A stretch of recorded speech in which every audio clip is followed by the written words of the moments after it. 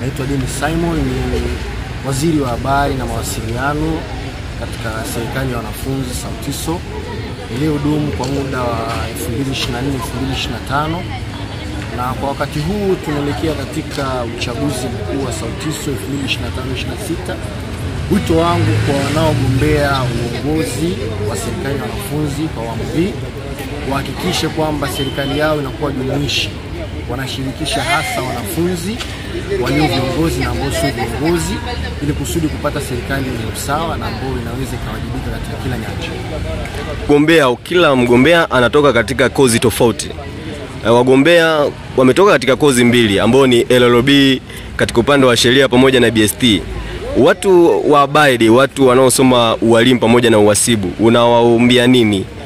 Wao unawashauri nini kwa sababu hawajatoa mgombea?